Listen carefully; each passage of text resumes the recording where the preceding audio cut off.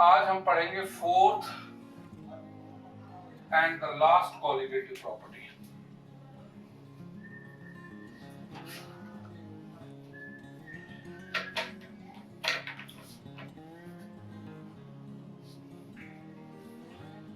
Fourth and last colligative property आज मैं आपको बताऊंगा और वो है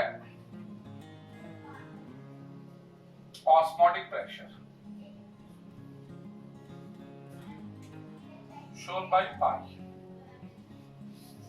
Fourth and last qualitative property. We already have. I explained you the meaning of qualitative property. क्या होती है qualitative properties? चार qualitative property के बारे में मैंने बता रखा है। Relative lowering in vapor pressure (RLVP). मैंने आपको delta TB elevation in boiling point के बारे में बता रखा है। डेल्टा टीएफ बता रखा है, डिप्रेशन इन फ्रीजिंग पॉइंट। चौथा ये लास्ट है ऑस्मोटिक प्रेशर। लेकिन मैं ऑस्मोटिक प्रेशर के बारे में बताऊं उससे पहले मैं आपको ऑस्मोसिस के बारे में बताऊंगा। लेकिन ऑस्मोसिस के बारे में भी बताने से पहले मैं आपको बताता हूं पहले मेम्ब्रेन्स के बारे में। मेम्ब्रेन्स चाहे कोई भी हो, they are provided with small pores and therefore they allow the flow of certain kind of particle through them. अब उन पोर्स की साइज पे डिपेंड करती है कि वो किसके फ्लो को अलाउ करते हैं। सॉल्वेंट के फ्लो को अलाउ करते हैं या सॉल्वेंट के साथ साथ सल्यूट के फ्लो को अलाउ करते हैं या किसी के भी फ्लो को अलाउ नहीं करते। ये डिपेंड करता है मेम्ब्रेन में पाए जाने वाले पोर्स की साइज पे, और उस पोर की साइज पे मेम्ब्रेन्स जो हैं ये चार तरह के होते हैं। पहले है इम्परमिएबल, दूसरे है सेमी परमिएबल, तीसरे हैं डिफरेंशियल या सेलेक्टिव परमिएबल,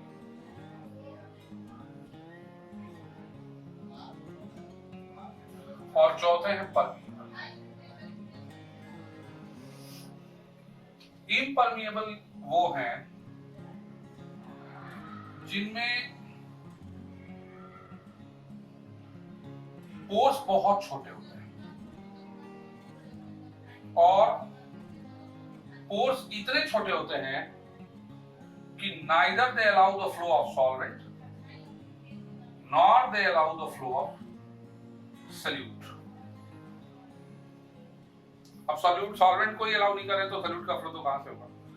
माने किसी भी तरह के पार्टिकल का फ्लो उनके थ्रू नहीं हो सकता, इतने छोटे पोर्स होते हैं। neither the solute nor the solvent और neither the solvent nor the solute। Semi permeable में पोर्स जो है वो थोड़े बड़े होते हैं। ये सॉल्वेंट के तो फ्लो को अलाउ करते हैं लेकिन सल्यूट के फ्लो को अलाउ नहीं करते, चाहे वो किसी भी तरह का सल्यूट, क्योंकि पोर्स थोड़े से बड़े हैं। थर्ड जो टाइप है उसमें पोर्स थोड़े और बड़े होते हैं जिनको हम बोलते हैं सेलेक्टिव परमिएबल। इनमें पोर्स थोड़े और बड़े होने की वजह से ये सॉल्वेंट के फ्लो को अलाउ करते हैं, सल्यूट में से कुछ सल्यूट के फ्लो को अलाउ करते हैं, बाकियों को अलाउ नहीं करते। They are selective for the solute, therefore they are called selectively permeable या differentially permeable। और लास्ट है permeable, जिसमें pores are large enough to allow the flow of solvent as well as to allow the flow of solute। इनका होना ना होना ज्यादा मायने नहीं रखता, ये सॉल्वेंट के फ्लो को तो अलाउ करती ही हैं, सल्यूट के भी फ्लो को अलाउ करते हैं। ये चार तरह के मेम्ब्रेन्स हैं। impermeable, neither solute nor solvent, semi permeable solvent को तो अलाउ करता है, सॉल्यूट को नहीं करता। डिफरेंशियल फोर्स थोड़े और बड़े होते हैं, सॉल्वेंट को तो अलाउ करता ही है, सॉल्यूट में भी कुछ से सॉल्यूट को के फ्लो को अलाउ कर देता है। और परमिएबल सॉल्वेंट के भी फ्लो को अलाउ करता है और सॉल्यूट के भी फ्लो को अलाउ करता है। ये टिक है, ये वी मत समझना कि वी है, दिस इज टिक मार्क, ताकि आप समझ सको किसका फ्लो हो रहा है और किसका फ्लो नहीं हो रहा। these are tick marks। अब मैं आपको बता रहा हूं ऑस्मोसिस, और जब आप ऑस्मोसिस समझ जाओगे तब आप समझ पाओगे ऑस्मोटिक प्रेशर के बारे में। ऑस्मोसिस समझने के लिए एक डायग्राम बना रहा हूं। ये एक वेसल है, इस वेसल को दो पार्ट में आपने पार्टीशन में डिवाइड कर दिया और बीच में आपने पार्टीशन लगाया सेमी परमेबल मेम्ब्रेन का, एसपीएम का पार्टीशन लगा दिया। अब ये दो चैम्बर में डिवाइड हो गया। एक पार्टीशन में, पार्टीशन के एक साइड में रखा आपने प्योर सॉल्वेंट, जैसे मान लो वाटर, सिर्फ वाटर है। और पार्टीशन के दूसरे साइड में आपने कोई सॉल्यूशन रख दिया, सॉल्यूशन, जैसे मान low sugar solution. Sugar solution और प्योर वाटर को सेपरेट कर दिया थ्रू एसपीएम। अब वाटर का कंसंट्रेशन देखा जाए तो यहां ज्यादा है, बहुत ज्यादा है। सॉल्वेंट का कंसंट्रेशन बहुत ज्यादा है यहाँ, क्योंकि सिर्फ सॉल्वेंट ही सॉल्वेंट है। सॉल्यूट का कंसंट्रेशन यहां 0 होगा। यहां सॉल्यूट का कंसंट्रेशन इससे ज्यादा है, लेकिन सॉल्वेंट का कंसंट्रेशन इससे कम है। माने सॉल्वेंट यहां ज्यादा है, सॉल्यूट यहां ज्यादा है। सॉल्वेंट के जो मॉलिक्यूल है वो इधर से इधर मूव करना चाहेंगे, from high concentration to low solvent, और सॉल्यूट इधर से इधर आना चाहेंगे, क्योंकि यहां सॉल्यूट ज्यादा है, यहां सॉल्यूट 0। मूव करने की टेंडेंसी दोनों में, सॉल्वेंट में भी है, सॉल्यूट में भी है। Solvent also try to move from high concentration to low, and solute also try to move from high concentration to low concentration. लेकिन ये जो बीच में जो पार्टीशन है वो एसपीएम, सेमी परमेबल है, ये सॉल्यूट के फ्लो को अलाउ नहीं करता। टेंडेंसी है लेकिन मूव नहीं कर पाता। तो फिर फ्लो किसका होगा? सिर्फ सॉल्वेंट का होगा, from its high concentration to low concentration.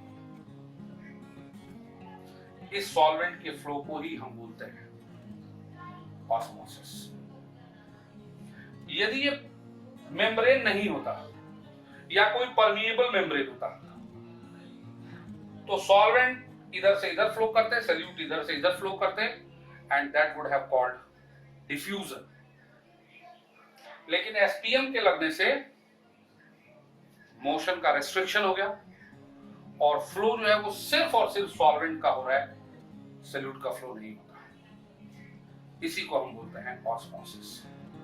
अब इसी पूरे प्रोसेस को वर्ड्स में ले लो। It is the phenomenon in which, क्या हो रहा है इसमें? Flow of solvent takes place from the region of its high concentration to low concentration। जिसमें सॉल्वेंट का फ्लो होता है, सॉल्वेंट के हाई कंसंट्रेशन से लो कंसंट्रेशन की तरफ, थ्रू पूरी डेफिनेशन और सेमी परमिएबल मेम्ब्रेन। इसी पूरे प्रोसेस को मैंने वर्ड्स में फ्रेम कर दिया। एक प्रोसेस जिसमें सॉल्वेंट का फ्लो होता है from its high concentration to low concentration, और ये फ्लो एक सेमी परमिएबल मेम्ब्रेन के थ्रू होता है। इस सॉल्वेंट के फ्लो को ही हम बोलते हैं ऑस्मोसिस। बहुत सारे एग्जांपल हैं डे टू डे लाइफ में, जैसे रेजिन है, किशमिश, उसको पानी में डालो और रेजिन के अंदर वाटर का कंसंट्रेशन कम है और रेजिन के बाहर वाटर का कंसंट्रेशन ज्यादा है, और रेजिन के जो सेल्स हैं उनका जो सेल वॉल है वो सेमी परमिएबल मेम्ब्रेन का काम करता है। तो क्या होगा? वाटर बाहर से अंदर की तरफ मूव करेगा, और as a result resin will swell. That is osmosis. और इस ऑस्मोसिस को हम बोलते हैं इंडो ऑस्मोसिस, क्योंकि यहां वाटर का फ्लो अंदर की तरफ हो रहा है। और इसके अपोजिट एक ग्रेप को कंसंट्रेटेड शुगर सोल्यूशन में डालें, ग्रेप को कंसंट्रेटेड शुगर सोल्यूशन में डालें तो ग्रेप के अंदर वाटर जा रहा है और बाहर का जो कंसंट्रेटेड शुगर सोल्यूशन है वहां भी वाटर है, लेकिन कम है। तो इसमें क्या होगा, वाटर ग्रेप से बाहर की तरफ आएगा and as a result the grape will shrink. जैसे देख लो, रेजिन को मैंने वाटर में डाला, ये रेजिन है और ये वाटर है, डाला तो क्या हुआ, वाटर जो है वो अंदर की तरफ गया, ये वाटर का फ्लो अंदर की तरफ होगा और एज अ रिजल्ट रेजिन जो है it will swell, swollen resin.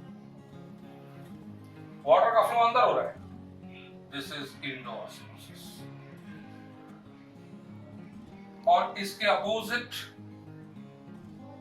Grep को मैंने, ये ग्रेप है समझने के लिए मैं लिख दिया हूं, और ये कॉन्सेंट्रेटेड शुगर सॉल्यूशन है। तो यहां जो वाटर है वो अंदर से बाहर की तरफ आएगा, ये वाटर का फ्लो, एरो से मैं वाटर के फ्लो को दिखा रहा हूं और एज अ रिजल्ट जो ग्रेप है वो श्रिंक हो जाएगा, ये है श्रंक ग्रेप। तो यहां वाटर का फ्लो बाहर हो रहा है, दिस इज, ये भी ऑस्मोसिस है लेकिन ये इंट्रोऑस्मोसिस है। इसका जानने की जरूरत नहीं है, इसके दो पार्ट, बस आप ये जानो कि दोनों में ही आप देखो वाटर का फ्लो हो रहा है, सिर्फ और सिर्फ वाटर का फ्लो हो रहा है, सॉल्वेंट का फ्लो हो रहा है from high concentration to low concentration. This phenomenon is known as osmosis. Now you are ready to understand the term called osmotic pressure.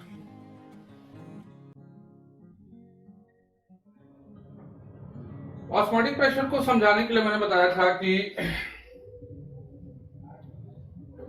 एक वेसल लें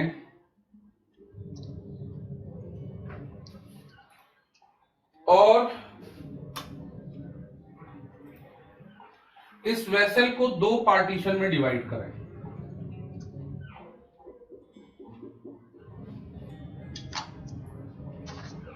जो पार्टीशन हो वो सेमी परमेबल मेम्ब्रेन का, एक पार्टीशन में हो प्योर सॉल्वेंट जैसे वाटर, और दूसरे पार्टीशन में हो सॉल्यूशन, यहां मान लो सॉल्यूशन है।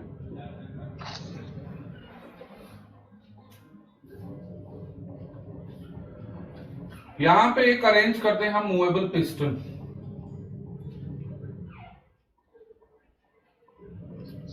जिसके हेल्प से हम प्रेशर लगा सकते हैं नीचे की तरफ। अब इन दोनों को कंपेयर करें तो सॉल्वेंट का कंसेंट्रेशन यहां ज्यादा है, यहां सॉल्वेंट का कंसेंट्रेशन रिलेटिवली कम है, सल्यूट का कंसेंट्रेशन यहां ज्यादा है, यहां सल्यूट का कंसेंट्रेशन 0 होगा। तो सॉल्वेंट के जो मॉलिक्यूल हैं वो तो इधर से इधर मूव करना चाहेंगे, from their high concentration to low concentration.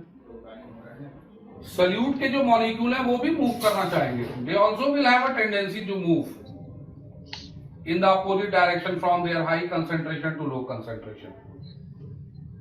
लेकिन सल्यूट के मॉलिक्यूल का flow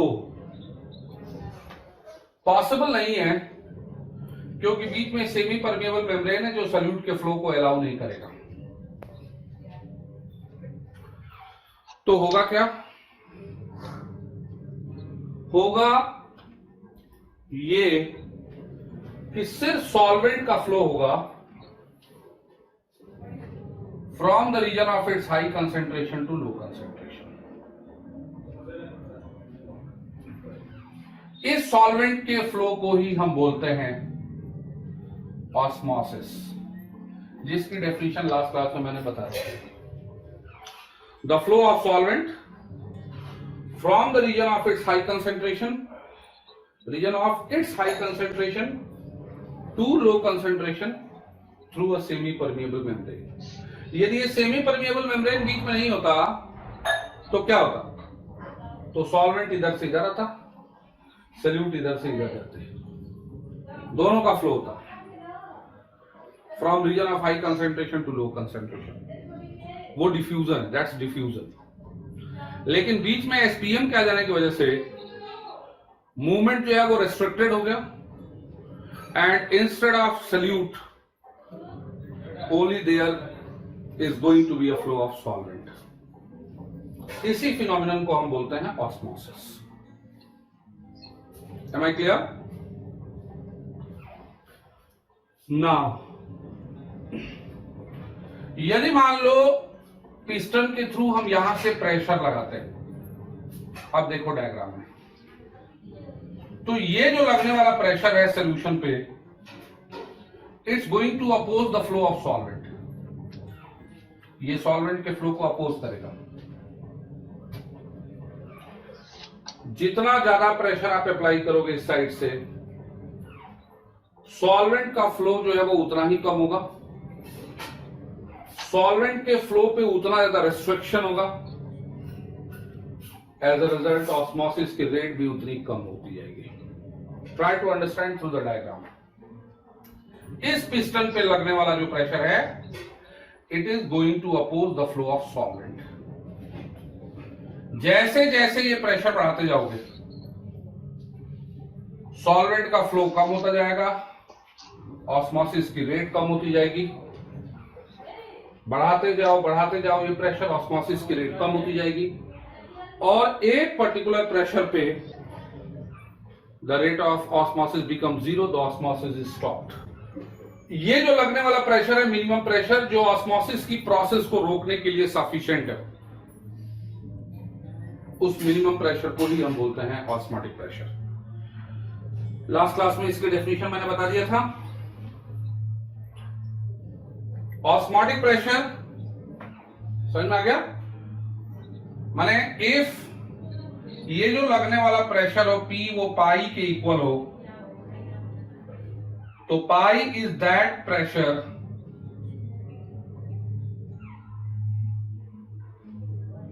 then process of osmosis is stopped। यही ऑस्मोटिक प्रेशर की डेफिनेशन लास्ट क्लास में हमने पढ़ा था कि ऑस्मोटिक प्रेशर सॉल्यूशन पे लगने वाला वो मिनिमम प्रेशर होता है which is sufficient to stop the process of osmosis। यदि इस लगने वाले प्रेशर की वैल्यू ऑस्मोटिक प्रेशर से भी ज्यादा हो, ऑस्मोटिक प्रेशर पे तो ऑस्मोसिस की रेट रुक जाती है, ऑस्मोसिस की प्रोसेस रुक जाती है। यदि लगने वाला प्रेशर और भी ज्यादा बढ़ा दे तो क्या होगा? तो सॉल्वेंट का फ्लो जो है वो अपोजिट डायरेक्शन में स्टार्ट हो जाएगा। Solvent will start moving from the region of their low concentration to high concentration, और इस फिनोमिनन को हम बोलते हैं reverse osmosis. This is called reverse osmosis. ये हमने लास्ट क्लास में इतना कर लिया था। किसी को डाउट इसमें ऑस्मोटिक प्रेशर के कॉन्सेप्ट में? अब लास्ट क्लास में एक चीज और मैंने समझाई थी आपको। लास्ट क्लास में one more thing I had explained. मैंने ये समझाया था, दो एग्जाम्पल लिया था, बोर्ड पे देखो, और नहीं दिखे तो बताना। ये दो अलग अलग चैम्बर्स हैं, दो अलग अलग वेसल्स हैं, दोनों में मैंने एसपीएम की पार्टीशन लगाई, सेमी परमिएबल मेम्ब्रेन लगाया। एक पार्टीशन में दोनों में ही मैंने वाटर फिल किया, दोनों में वाटर। दूसरे पार्टीशन में यहां भी शुगर सोल्यूशन है, शुगर सोल्यूशन या कोई भी सोल्यूशन, और यहां भी शुगर सोल्यूशन है, बिल्कुल सेम, कोई डिफरेंस ही नहीं है। इस केस में भी पिस्टन लगाया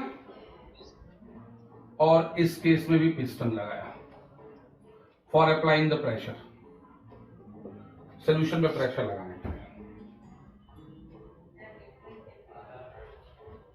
water water, SPM SPM, sugar solution, piston piston, same. Difference ये है शुगर सोल्यूशन के कंसंट्रेशन में। यहां जो शुगर सोल्यूशन मैंने यूज में लिया उसका कंसंट्रेशन C1 है, और यहां पे जो शुगर सोल्यूशन यूज लिया उसका कंसंट्रेशन C2 है। यदि C2 की वैल्यू C1 से ज्यादा हो,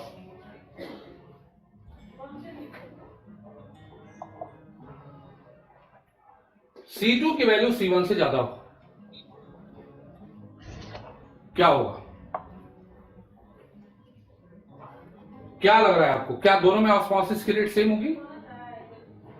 ऑस्मोसिस की रेट दोनों में स्लो सेम नहीं होगी, क्योंकि यहां पे शुगर की जो इसका कंसंट्रेशन ज्यादा है, इसलिए यहां पे शुगर की क्वांटिटी जो है वो रिलेटिवली ज्यादा है इसके, और देयरफॉर वाटर की जो कंसंट्रेशन है, क्वांटिटी है, वो रिलेटिवली कम है।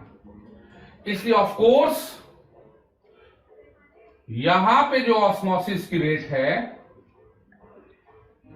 वो इससे ज्यादा होगी। यहां पे the rate of osmosis, rate of movement of solvent molecule is going to be faster than this one. इसलिए ऑस्मोसिस की प्रोसेस को रोकने के लिए यदि यहां आपने प्रेशर P1 लगाया और यहां पे यदि आपने प्रेशर P2 लगाया, तो ऑफ कोर्स P2 की वैल्यू जो है वो P1 से ज्यादा होगी। Am I clear? सोल्यूशन का कंसेंट्रेशन जितना ज्यादा होगा, कॉन्सेंट्रेशन सोल्यूशन का, उसमें सोल्यूट की क्वांटिटी रिलेटिवली ज्यादा होगी, तो सॉल्वेंट का कंसेंट्रेशन रिलेटिवली कम होगा। यहां सॉल्वेंट का कंसेंट्रेशन इंफिनिटी है, यहां सॉल्वेंट रिलेटिवली कम है, यहां सॉल्वेंट रिलेटिवली और कम है, क्योंकि सोल्यूट ज्यादा है। तो जो ग्रेडियंट डिफरेंट हुआ, कंसेंट्रेशन का ग्रेडियंट जिसको बोलते हैं डिफरेंस, वो ऑफ कोर्स यहां ज्यादा है। इसलिए यहां ऑस्मोसिस की रेट जो है वो फास्ट होगी, और ऑस्मोसिस की रेट चूंकि फास्ट होगी, इसलिए इस ऑस्मोसिस की प्रोसेस को रोकने के लिए हमें ज्यादा प्रेशर लगाना पड़ेगा। तो फैक्ट ये है,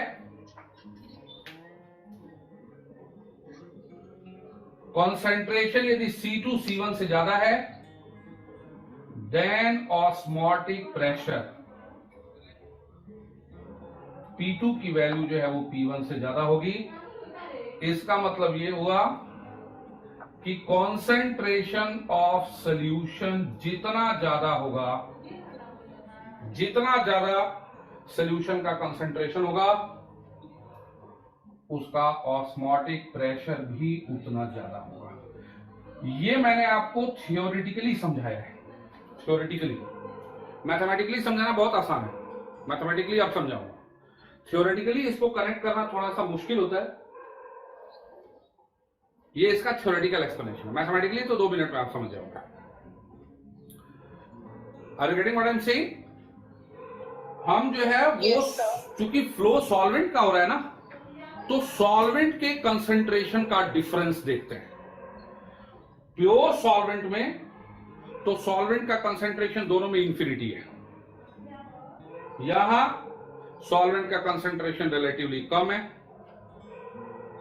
इस वाले में, और यहां पे सॉल्वेंट का कंसंट्रेशन और कम है क्योंकि सॉल्यूट ज्यादा है, तो ग्रेडियंट यहां ज्यादा मिला। दोनों में सॉल्वेंट के कंसंट्रेशन का जो डिफरेंस है, जिसको ग्रेडियंट बोलते हैं, वो यहां ज्यादा है। और चूंकि सॉल्वेंट के कंसंट्रेशन का ग्रेडियंट ज्यादा है, तो सॉल्वेंट का फ्लो फास्ट होगा, ऑस्मोसिस की रेट ज्यादा होगी, तो ऑस्मोसिस को रोकने के लिए हमें उतना ज्यादा प्रेशर लगाना पड़ेगा। अब इसका मैं मैथमेटिकल एस्पेक्ट बताऊंगा। मैंने आपको बता दिया इस टॉपिक में मेम्ब्रेन्स के बारे में कि मेम्ब्रेन्स जो है, डे 1 को मैंने मेम्ब्रेन्स के बारे में बताया था कि membranes, every membrane is provided with small pores and therefore each and every membrane allows some molecule to pass through it. There are certain membranes in which the pores are very small and they are so small that they do not allow even the flow of solvent. ऐसे membrane को हम बोलते हैं impermeable membrane. कुछ हैं जिनमें pores की size थोड़ी बड़ी होती है, जो सिर्फ सॉल्वेंट के फ्लो को अलाउ कर देते हैं, सॉल्यूट के फ्लो को अलाउ नहीं करते, वो सेमी परमिएबल है। कुछ में पोर्स की साइज थोड़ी और बड़ी होती है, वो सॉल्वेंट के फ्लो को तो अलाउ करते ही हैं, सॉल्यूट में भी कुछ सॉल्यूट के फ्लो को अलाउ कर देते हैं, वो है सेलेक्टिव परमिएबल या डिफरेंशियल परमिएबल। और कुछ मेम्ब्रेन्स ऐसे हैं जिनमें पोर्स इतने बड़े होते हैं कि वो सॉल्वेंट के साथ साथ सॉल्यूट के भी फ्लो को अलाउ करते हैं।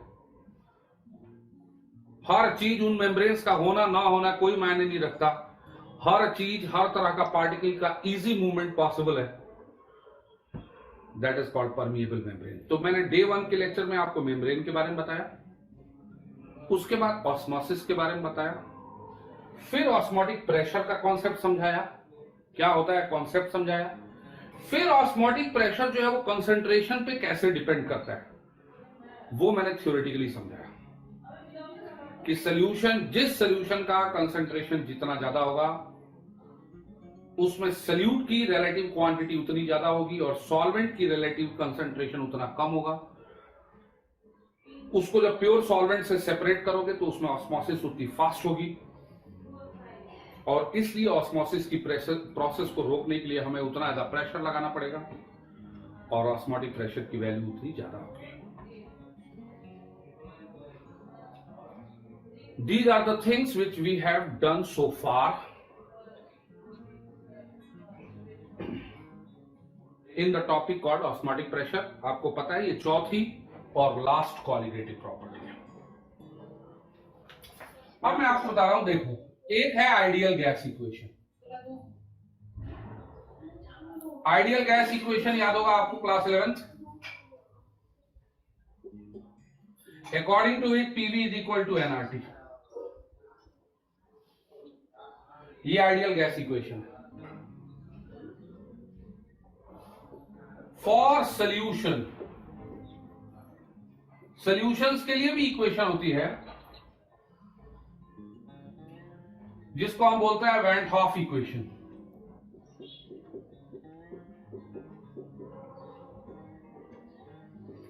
और वैन हॉफ इक्वेशन ये कहता है, जैसे ये पीवी इक्वल टू एनआरटी है, where P is the pressure, V is the volume of gas, N is the number of moles of gas, R is the universal gas constant, T is the absolute temperature। वैसे ही solution के लिए van half equation होती है जिसके हिसाब से instead of PV equal to nRT, pi V becomes equal to nRT।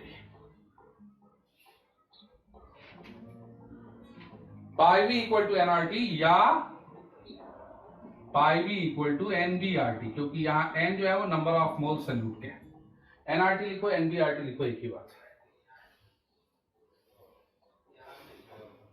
This is the Van 't Hoff equation where pi क्या है? What is pi? Osmotic pressure। V क्या है? Volume of solution। N या NB क्या है? N या NB एक ही चीज है, नंबर ऑफ मोल्स किसके? सॉल्यूट के। R कांस्टेंट है, गैस कांस्टेंट, T जो है वो temperature, absolute temperature.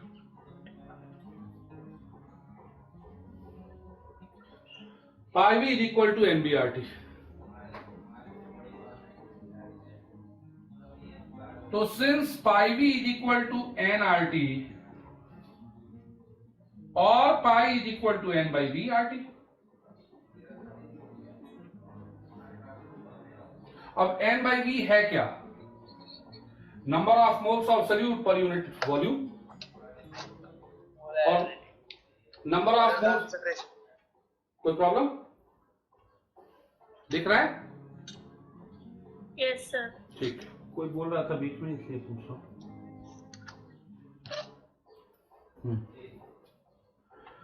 N by V क्या है? N by V is the number of mole per unit volume, जिसको हम बोलते हैं मोलैरिटी या कंसंट्रेशन है, सोल्यूशन का कंसंट्रेशन है। तो N by V equal to C. C का मतलब कंसंट्रेशन, कंसंट्रेशन का मतलब मोलैरिटी। देयरफॉर पाई को हम लिख सकते हैं pi is equal to C R T. Since R and T are constant, therefore pi is directly proportional to C.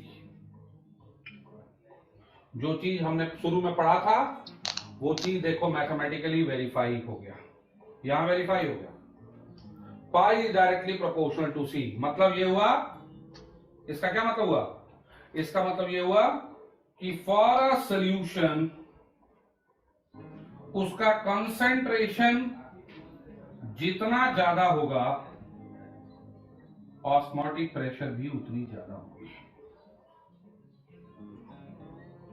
And vice versa.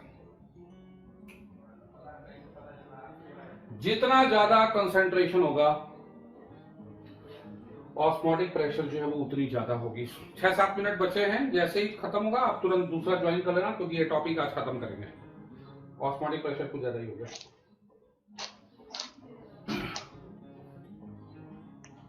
ये हमने थ्योरेटिकली मैंने आपको बता दिया था कि पाई जो है वो कंसंट्रेशन पे डिपेंड करता है। जितना ज्यादा कंसंट्रेशन होगा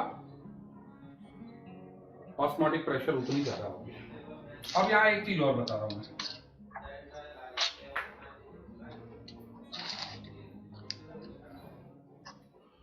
दो अलग अलग सॉल्यूशन है फॉर टू डिफरेंट सॉल्यूशंस। दो अलग अलग सॉल्यूशन है जिनके ऑस्मोटिक प्रेशर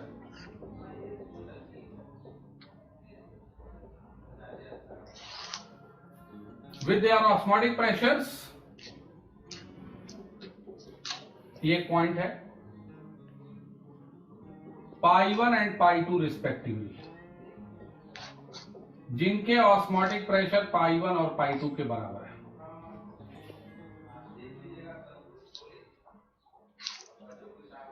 इफ पाई 1 की वैल्यू पाई 2 से ज्यादा है, पाई 1 यदि पाई 2 से ज्यादा है, माने एक सॉल्यूशन का ऑस्मोटिक प्रेशर दूसरे से ज्यादा है, देन फर्स्ट सॉल्यूशन का जो कंसंट्रेशन होगा C1 is going to be greater than C2। क्योंकि फर्स्ट सॉल्यूशन का ऑस्मोटिक प्रेशर ज्यादा है, इसलिए उसका कंसंट्रेशन भी ज्यादा होगा।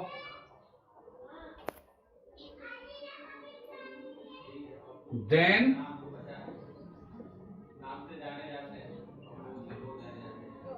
यहां पे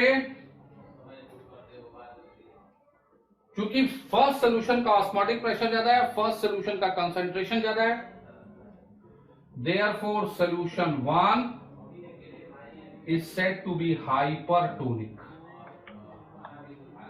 हाइपरटोनिक ये वर्ड समझाने के लिए टॉपिक लिया मैंने।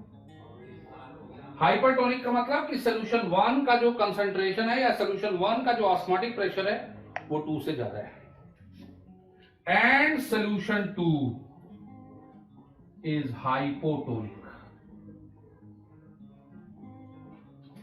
That is the meaning of the word hypertonic and hypotonic. जब भी दो सॉल्यूशन को कंपेयर करते हैं, जिसका कंसंट्रेशन ज्यादा होगा, जिसका ऑस्मोटिक प्रेशर ज्यादा होगा वो हाइपरटोनिक होगा, और जिसका कंसंट्रेशन और ऑस्मोटिक प्रेशर कम होगा वो हाइपोटोनिक होगा। तो यहां चूंकि 1 का कंसंट्रेशन ज्यादा है, therefore 1 is hypertonic, 2 is hypotonic, and if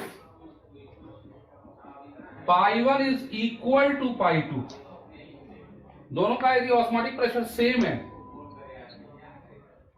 then C1 will be equal to C2 and hence solution 1 and solution 2 are said to be isotonic. ये वर्ड काम आएगा बेटा, बहुत काम आने वाला वर्ड है, न्यूमेरिकल सॉल्व करने में ये वर्ड बहुत काम आता है।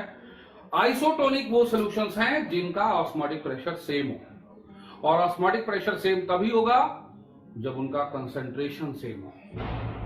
दे are said to be isotonic.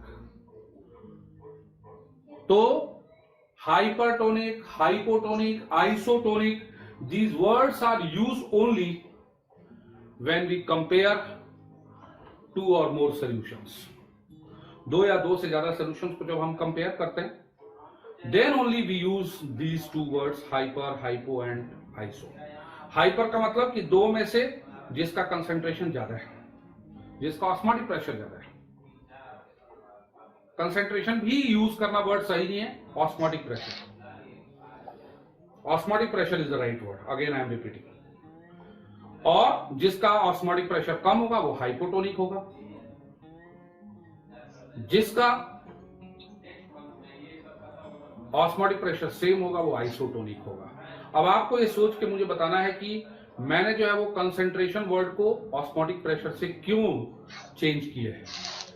मैंने क्यों कहा कि it's better to say for a hypertonic solution osmotic pressure to be greater rather than concentration, या for hypotonic solution osmotic pressure to be lower rather than concentration। ये एक बार आप सोचना, जबकि मैं आपको बता चुका हूं कि ऑस्मोटिक प्रेशर ज्यादा होगा तो कंसंट्रेशन भी ज्यादा होगा, ऑस्मोटिक प्रेशर कम होगा तो कंसंट्रेशन भी कम होगा। फिर भी आप ऑस्मोटिक प्रेशर ही वर्ड यूज करोगे। For hypertonic solution osmotic pressure to be greater, for hypotonic solution osmotic pressure to be lesser, and for isotonic solution osmotic pressure to be equal instead of using the word concentration। क्योंकि पाई जो है वो C के directly proportional तब होता है जब R और T कांस्टेंट हो। पाई भी इक्वल टू NB/T, V/RT बाकी फैक्टर कांस्टेंट हो तो पाई जो है NB के डायरेक्टली प्रोपोर्शनल हो गया। पाई जो है वो सॉल्यूट के number of moles per depend कर रही है, इसलिए डेफिनेशन के हिसाब से हम कह सकते हैं therefore pi is a colligative property. Her colligative property में आपने देखा है कि पहले मैंने आपको बताया क्या होता है वो कोलिगेटिव प्रॉपर्टी, फिर उसका बेसिक फॉर्मूला हमने किया, वेरीफाई किया कि वो कोलिगेटिव प्रॉपर्टी क्यों है, उसमें हमने प्रूफ किया था P naught minus P upon P naught proportional to NB, delta TB proportional to NB, delta TF proportional to NB, और इस तरह वेरीफाई हुआ था कि ये सारी की सारी प्रॉपर्टी जो है वो कोलिगेटिव प्रॉपर्टी है। सिमिलरली यहाँ पे ये वेरीफाई हो गया कि पाई जो है वो NB पे डिपेंड कर रहा है, सॉल्यूट के नंबर ऑफ मोल्स पे डिपेंड कर रहा है, therefore pi is a colligative property. Now last चीज जो आपको जानना है वो है calculation of molecular mass. Her colligative property में आपने पढ़ा है, चाहे वो RLBP हो या डेल्टा TB हो या डेल्टा TF हो, हर कोलिगेटिव प्रॉपर्टी में आपने पढ़ा है कि उस कोलिगेटिव प्रॉपर्टी के हेल्प से हम अननोन सॉल्यूट का मॉलिक्यूलर मास कैसे निकालेंगे, उसका एक्सप्रेशन क्या होगा। With the help of osmotic pressure also we can find the molecular mass of a solute, molecular mass of an unknown substance. कैसे? Now we are going to have। अब किससे related?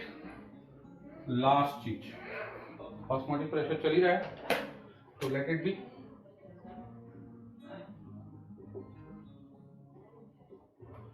Calculation of molecular mass of a solute. कोई solute हो, कोई unknown substance हो, उसका molecular mass निकालना हो तो like other colligative property that can be calculated with the help of osmotic pressure also, as we know, what do we know? Pi v is equal to NBRT. अभी पढ़ा है आपने. Pi is the osmotic pressure, V is the volume, NB is the number of moles of solute, R is the constant, T is the temperature. और pi v is equal to solute के number of mole में solute का mass upon molar mass, WB upon MBRT. solute के number of moles को तोड़ दिया, mass of solute, molar mass of solute. अब हमें निकालना क्या है? MB तो निकालना है, solute का molar mass निकालना है. MB को लेफ्ट में ले जाओ, बाकी को इधर उधर करो. Therefore MB is equal to WB upon pi v into RT.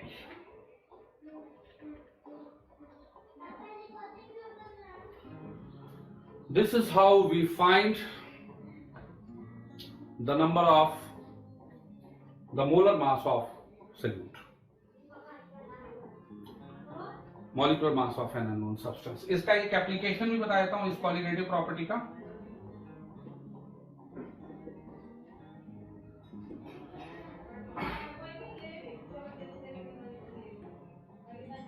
High BP patients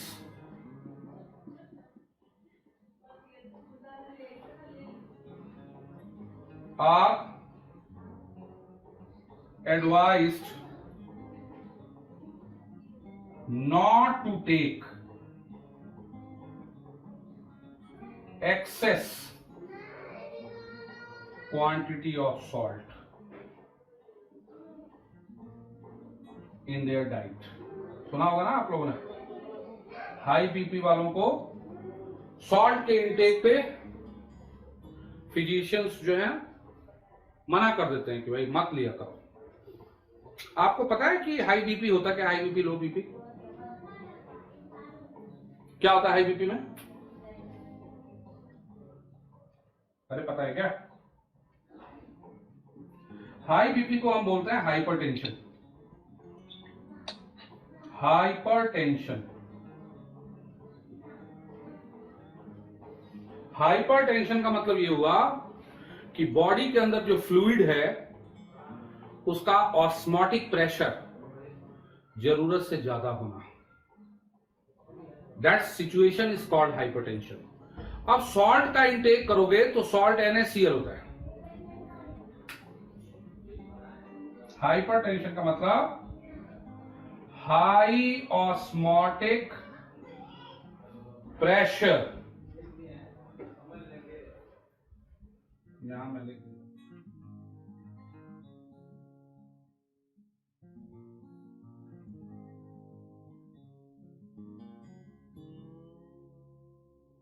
high osmotic pressure of body fluid. Body fluid का के ऑस्मोटिक प्रेशर का ज्यादा होना. बायो वालों तो जानते होंगे. अब सॉल्ट जो है ये होता है NaCl, और NaCl यदि मान लो आप लोगे तो जब वो फ्लूइड में जाएगा तो टूटेगा Na प्लस और Cl माइनस में. यदि 1 मोल भी तुमने सॉल्ट खाया तो तुम्हारे बॉडी में 2-2 मोल आयन होंगे, पार्टिकल का नंबर डबल हो जाएगा. यदि 1 मोल चीनी खाया 342 ग्राम, तो चीनी की क्वांटिटी, चीनी होता है ना सुक्रोज C12H22O11, तो 1 मोल यदि चीनी खाया तो चीनी का एसोसिएशन डिसोसिएशन नहीं होता, वो टूटेगा नहीं, वो 1 मोल ही रहेगा. लेकिन 1 मोल NaCl खा लिया सॉल्ट, 1 मोल NaCl जो कि 58.5 ग्राम के बराबर है, तो 1 मोल जो है वो 2 मोल में टूट जाएगा और वो 342 ग्राम चीनी के डबल खतरनाक होगा. जितना 342 ग्राम चीनी ऑस्मोटिक प्रेशर क्रिएट करेगा उसके डबल ऑस्मोटिक प्रेशर क्रिएट करेगा 58.5 ग्राम ऑफ सॉल्ट, क्योंकि सॉल्ट का डिसोसिएशन हो जाता है, मोल्स बढ़ा देता है, और मोल्स बढ़ेगा तो ऑस्मोटिक प्रेशर अपने आप बढ़ जाएगा. ये देखो ना, पाई वी इक्वल टू NbRT. वैसे भी पता है आपको ये क्वालिटेटिव प्रॉपर्टी है, सॉल्यूट के number of moles per depend है. काला नमक और खतरनाक है. सलाद और ये वो काला नमक डालो, बहुत टेस्टी लगेगा. काला नमक MgCl2 होता है, 1 मोल 3-3 मोल में टूटेगा. तो ले जाएगा। हाई बीपी वालों को तो खाना ही नहीं चाहिए, लोग कहते हैं पेट साफ हो जाएगा, ये होगा वो होगा, फालतू की बातें। Are you getting what I am saying? वो 3 मोल में डिसोसिएशन हो, इसलिए हाइपरटेंशन वाले पेशेंट्स को सॉल्ट का इंटेक जो है वो मना हो जाता है। या किसी को लो बीपी हो तो तुरंत जो है वो इलेक्ट्रोलाइट घोल के पिलाते हैं कि लो जल्दी से इलेक्ट्रोलाइट पियो, किसी को लो बीपी हुआ, ताकि इलेक्ट्रोलाइट जैसे ही ब्लड में गया, जैसे ही बॉडी में गया, ब्लड में अब्सॉर्ब होगा और तुरंत ऑस्मोटिक प्रेशर को बढ़ा देगा, ताकि जो उसका लो ऑस्मोटिक प्रेशर हुआ है वो रिलीफ हो जाए। तो that is all about osmotic pressure.